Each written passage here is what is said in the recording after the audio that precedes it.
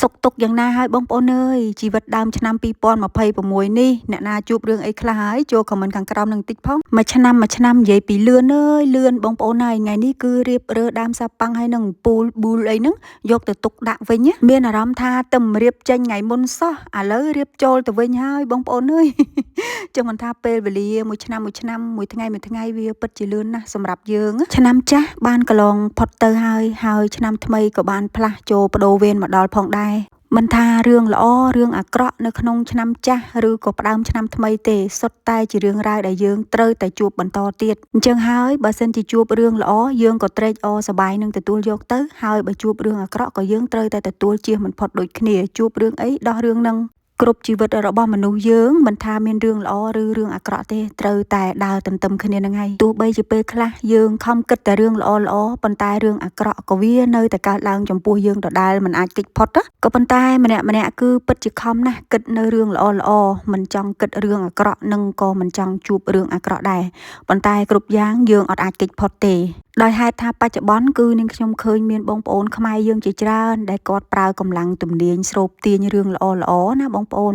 ប៉ុន្តែសម្រាប់នាងខ្ញុំវិញគឺនាងខ្ញុំជឿលើការធ្វើតែម្ដង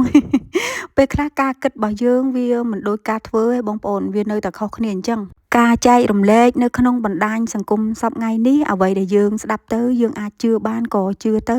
ហើយបើមិនអាចជឿបានទេក៏យើងកុំជឿងប់ងល់ពេកដែរបើសម្រាប់នាងខ្ញុំផ្ទាល់ទៀតនាងខ្ញុំដូចជាមិនដែលជឿទៅលើរឿងអីដែលមើលឃើញនឹងភ្នែកស្ដាប់ឮផ្ទាល់នឹងតិចអញ្ចឹងពេកទេបងប្អូននាងខ្ញុំឲ្យតម្លៃទៅលើទង្វើព្រោះបុគ្គលខ្លះគឺគាត់ប្រកែទ្រឹស្ដីណាស់ប្រកែនិយាយប្រកែអីណាស់ប្រកែប្រាប់គេអញ្ចេះអញ្ចោះអញ្ចឹងទៅប៉ុន្តែជីវិតគាត់គឺអត់ដូចអីដែលគាត់និយាយប្រាប់គេទេបងប្អូនចំណែកបុគ្គលខ្លះទៀតគាត់មិននិយាយគាត់មិនមាត់គាត់មិនកប៉ុន្តែជីវិតគាត់រីករាយលើសពីអ្វីដែលគាត់បានបង្ហាញទៅទៀតអញ្ចឹងហើយអ្វីដែលយើងឃើញក៏មិនប្រកាសថាពិតអ្វីដែលយើងស្ដាប់ឮក៏មិនប្រកាសថាពិត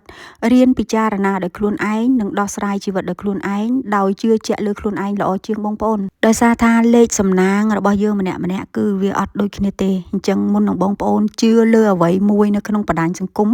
បងប្អូនត្រូវប្រកាសថានឹងពិតឬក៏អត់និយាយទៅពិតក៏ដូចមិនពិតคล้ายក៏ដូចជាពិតនិយាយទៅគឺពិបាកបែងចែកណាបងប្អូនសម័យបច្ចុប្បន្ននេះអញ្ចឹងហើយបាននាងខ្ញុំអត់ងាយជឿទៅលើអ្វីដែលគេនិយាយទេឥឡូវចូលមកដល់សាច់រឿងយើងវិញបងប្អូនរៀបរាប់ក៏រៀងវែងឡាយដែរហើយ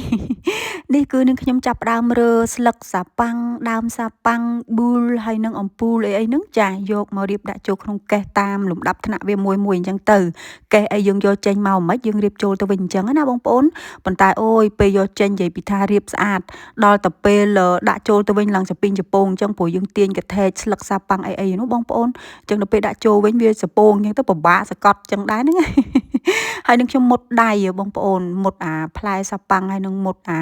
ស្រួយដែលគេដាក់តាំងលម្អជាមួយនឹងស្លឹកសាប៉ាំងហ្នឹងបងប្អូនអើយប៉ុន្តែធ្វើម៉េចបើយើងរៀបចំអញ្ចឹងទៅវាប៉ះមុតខ្លះហើយវាមិនអត់ទេមុតដៃបន្តិចបន្តួចឆ្កូតត្រូវដៃបន្តិចបន្តួចវាអត់ជាបញ្ហាអីទេសំខាន់គឺថាពេលបានរៀបចូលកេះវិញអស់ចឹងទៅវាស្រឡះផ្ទះទៅវាមួយយ៉ាងដែរណាបងប្អូនអាពេលថ្ងៃរៀបដើមសាប៉ាំងនិយាយពីឆ្លេឆ្លាពង្រាយពេញផ្ទះយកមករៀបធ្វើម៉េចឲ្យឃើញលម្អស្អាតតែដល់តែពេលដល់ថ្ងៃរៀបចូលវិញប៉ុនឲ្យទៅដល់រៀបចូលវិញនឹងទេបងប្អូនអើយពេលរៀបចង់ឲ្យលឿនដល់ពេលរៀបចូលវិញក៏ចង់ឲ្យលឿនដូចគ្នា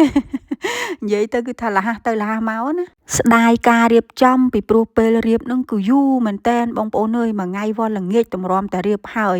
តែដល់តែពេលរើចូលវិញមកផ្លែតអស់អាលីងហើយស្អាតតាមក៏ពិតទៅចង់ទុកឲ្យយូរថ្ងៃជាងនឹងទៀតបងប្អូនអើយប៉ុន្តែมันអាចទុកបានទេព្រោះត្រូវតែអញ្ចឹង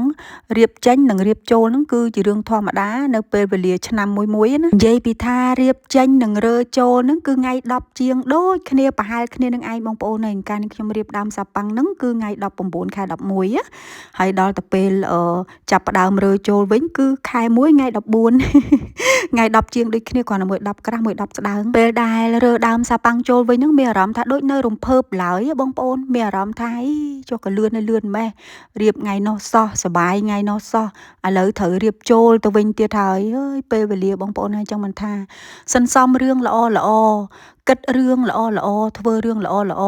ដើម្បីជាប្រយោជន៍នៃផ្លូវចិត្តរបស់យើងពីព្រោះផ្លូវចិត្តរបស់យើងគឺពិតជាសំខាន់ណាបងប្អូនរឿងណាដែលល្អក៏យើងយកទុកទៅហើយបើរឿងណាមិនល្អទេក៏យើងប្រញាប់បោះចោលវាភ្លាមណាកុំនៅសន្សំព្រោះយើងអត់ដឹងថាជីវិតយើងវិនាទីនេះម៉ោងនេះថ្ងៃនេះជួបរឿងអីខ្លះទេគ្រប់យ៉ាងគឺតែងតែផ្លាស់ប្ដូរឥឡូវនាងខ្ញុំឧទាហរណ៍ជីវិតជាក់ស្ដែងមួយឲ្យបងប្អូនបានជ្រាបស្ដាប់នាងខ្ញុំមានមិត្តភ័ក្តិម្នាក់រាប់អានមួយគ្នាតាំងពីនៅទូចរៀនអង់គ្លេសមួយគ្នាណាបងប្អូនហើយពួកយើងគឺស្រឡាញ់រាប់អានគ្នាហើយផ្ទះក៏នៅមិនសូវឆ្ងាយពីគ្នាប៉ុន្មានដែរនៅភូមិជាមួយគ្នានឹងឯងគ្រាន់តែគាត់នៅដើមភូមិនាងខ្ញុំនៅកណ្ដាលភូមិដោយសារថានាងខ្ញុំប្រើជីវិតថ្មីមករស់នៅលើទឹកដីថ្មីចាមានគ្រួសារមានអីចឹងទៅនាងខ្ញុំក៏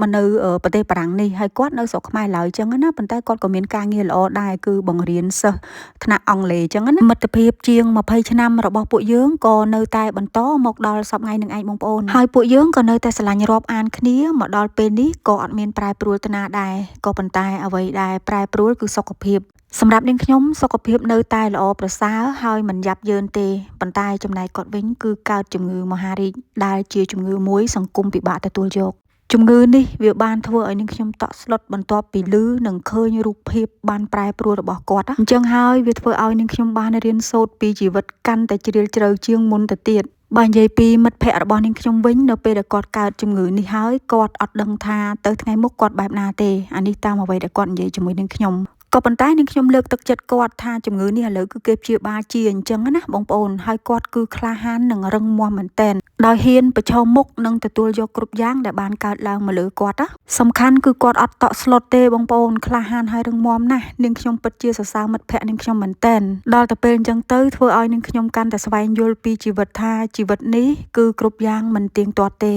អ្វីដែលយើងអាចលើកលែងទោសឲ្យគ្នារាល់កំហឹងនិងភាពខុសឆ្គងបានក៏យើងគួរតែលើកលែងទោសព្រោះវាមិនជាការចាំបាច់អីនៅក្នុងជីវិតដែលយើងត្រូវប្រើមកមានការខឹងស្អប់ជាមួយនឹងគ្នាទេ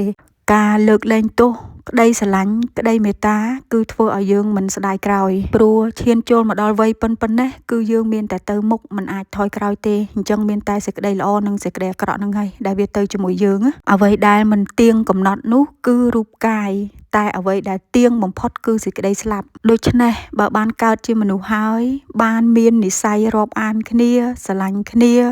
ត្រូវយល់ពីគ្នាហើយកុំព្យាយាមចាប់កំហុសគ្នា